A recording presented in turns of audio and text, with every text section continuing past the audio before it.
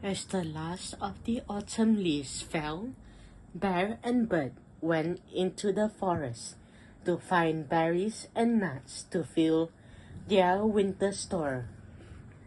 Bear shivered. Brr, I am cold. Let us forage as quickly as we can, so we can hurry back home. I agree, chirped Bird. It is cold enough to snow. The following morning, Bear stepped outside and gasped. Whoa, Bird, you were right. It is snowing. Icicles had formed around the cave door, and snow covered the ground as far as they could see. Bear and Bird looked at each other excitedly. They knew that tonight, up in the mountains, they had seen something special. Let us get ready, chirped Bird. Bear and Bird wrapped up warmly and set off through the deepening snow. Come on, we had better hurry, urged Bird. We do not want to be late. I am coming, puffed Bear, as he trudged after Bird. I have got our big blanket, and the basket is packed with hot drinks and tasty snacks. Bear and Bird had not walked very far when they heard laughter. Yippee! Woohoo! Ha ha! Look at me! Shouted Fox. Fox suddenly sped down a snowy bank on his bright red sled. Hey, do you want a snowball fight? Cried Moose. We cannot. We are going to see something really special, replied Bear. Come along and join us, added Bird. What are you going to see? Asked Fox. It is a surprise. You will have to wait and see, laughed Bear. Bear led the way down a snowy bank until they reached an icy river. They found two snow geese pecking at the snow. What are you looking for? Asked Bird. We are searching for something to eat, but the snow is too deep, honked one of the geese. Bear grabbed a handful of seeds from his basket. Has some of our food, his mouth. Thank you, honked the geese, and they happily gobbled up the seeds.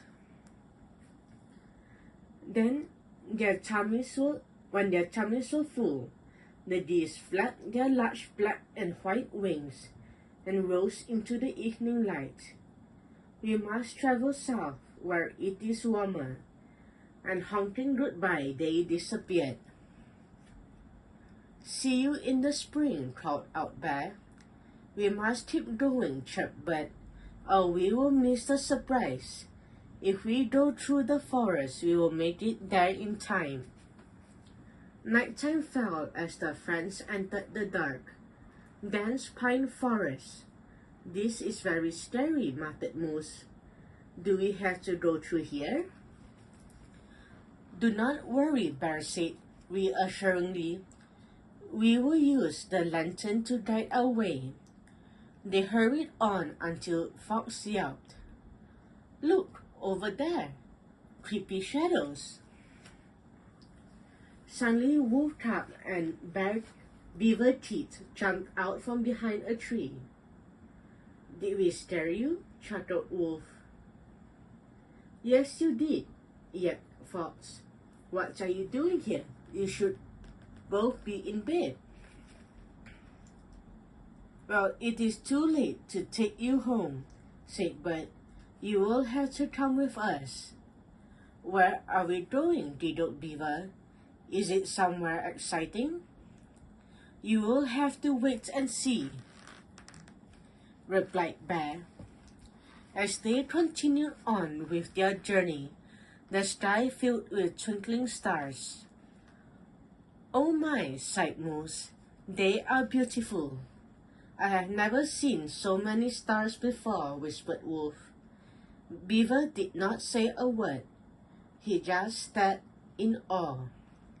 And if you look closely, said Fox, you can see the planet Venus too. Look, Bear, chirped Bert excitedly. That is your starry constellation, the Great Bear. Then a bright light streaked across the sky. Oh wow, exclaimed Fox.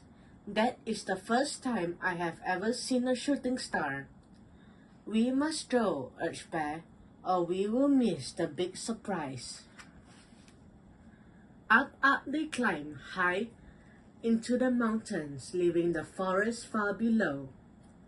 Are we there yet? Half Wolf, as he clambered over a large rock. We are nearly there, puffed Bear. It will be worth it when we reach the top. Finally, they reached the summit. Bear laid a big blanket on the ground and handed out a hot drinks and cookies. Look over there, he said quietly. It is about to begin. As they watched, a green glow appeared in the distance. It grew bigger and became brighter until the sky was filled with the magical northern lights.